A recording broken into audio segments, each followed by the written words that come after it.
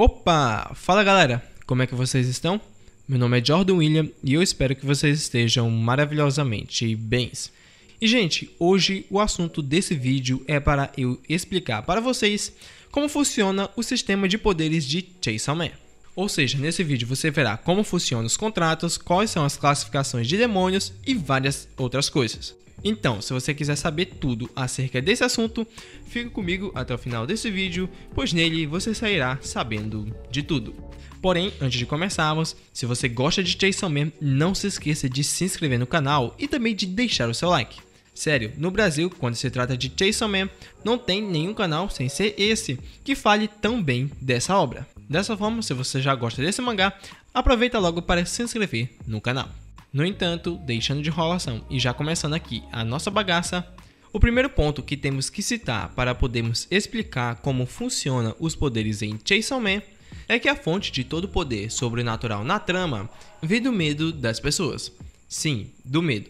Por exemplo, quando um grupo de pessoas sente temor a determinada coisa, como o escuro ou a morte, um espírito maligno é criado do medo dessa coisa. E quanto mais é o pavor que os humanos sentem por esse determinado algo, mais forte é o demônio. Ou seja, uma suposição bem clara para vocês entenderem melhor é que o diabo do fogo sempre será mais forte do que o demônio formiga, pois as pessoas têm muito mais medo das chamas do que do inseto. Já em questão sobre superpoderes, como por exemplo controlar pessoas, prever o futuro e demais coisas, só os demônios podem fazer isso. Portanto, sabendo disso agora, você pode com certeza estar me perguntando: ah, mas eu já vi o Aki usar poderes sobrenaturais e tal.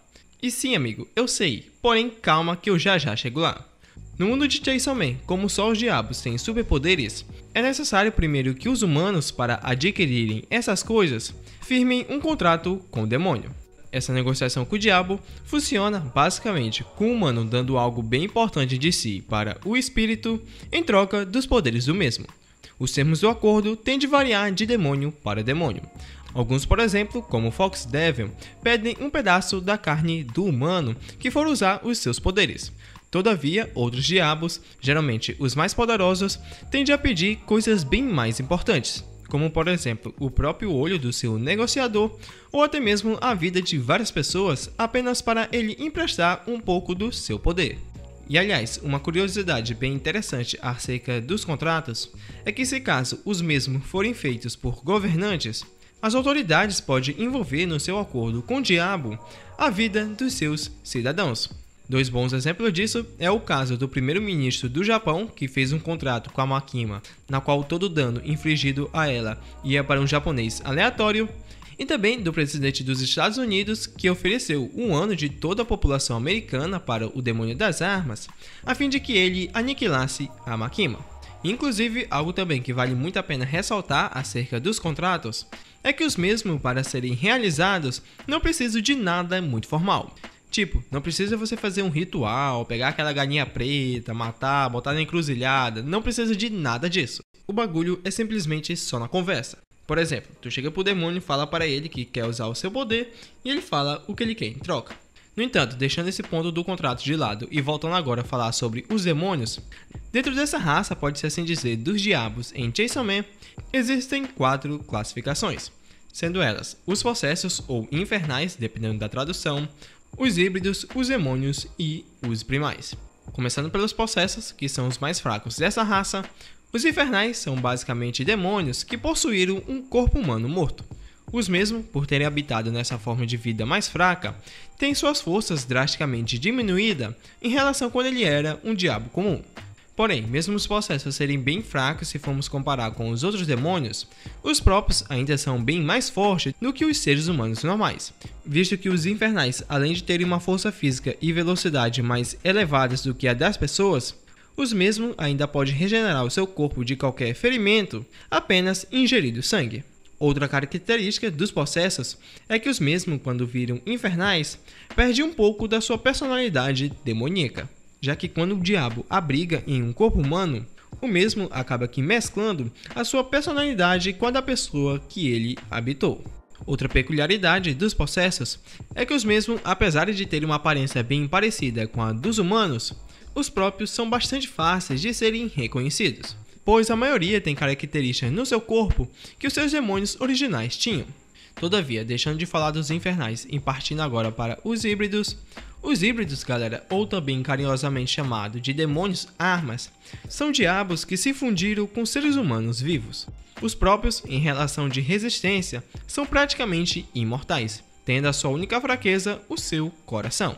Na aparência, os mesmos são até que bem idênticos a pessoas comuns.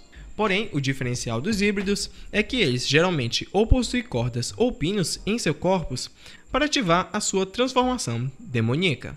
Os mesmos, quando mudam de forma, além de adquirirem uma aparência bem semelhante a um de um diabo, também acabam conseguindo ter uma grande melhora em suas habilidades físicas. Fora isso, os híbridos não são tão diferentes do que os possessos, pois da mesma maneira que o infernal se regenera bebendo sangue, o híbrido faz a mesma coisa. Porém, vale ressaltar que em questão de personalidade, os possessos e os híbridos são meio que um pouco que diferentes, já que o híbrido conserva mais a personalidade do humano que se fundiu com ele, o que é bastante diferente com o que acontece com os possessos. Em seguida, depois dessa classificação, temos as duas últimas, que são os demônios e os diabos primais. Entretanto, como eu já comentei sobre os demônios lá no início do vídeo, eu vou falar agora mais acerca dos primordiais. Os demônios primais, galera, para você que não sabe, não são muito diferentes do que os demônios comuns, já que no fim eles são todos espíritos malignos. Todavia, o que torna um diabo a ter esse título de primal é o fato do mesmo nunca ter experimentado a morte e também do próprio se tratar de um medo da humanidade que a está perseguindo desde seu primórdio na Terra, como por exemplo o escuro, a morte, o fogo e muitas outras coisas. Até agora, na série, apenas um demônio dessa classe foi mostrado na trama. Ele é o demônio da escuridão, ou para alguns outros que gostam de teorizar, o demônio do desconhecido. O mesmo, por ser derivado desse medo, tem uma força para lá de estrondosa muito acima dos demônios comuns, já que em um bom tempo na nossa jornada nesse planeta, a humanidade teve medo da escuridão. Por isso, esse demônio é bem forte.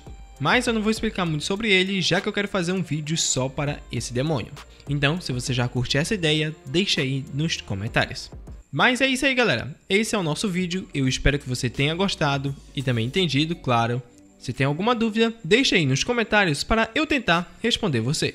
Visto que como Chainsaw Man é um mangá que abre margem para muita interpretação, é de certo que muitas coisas acabam que não ficando muito bem explicadas. Dessa forma, se você tem uma dúvida, pode deixar ela aí nos comentários. Sem mais delongas, eu vou ficando por aqui e eu espero que você nunca use drogas e até o próximo vídeo. Fui!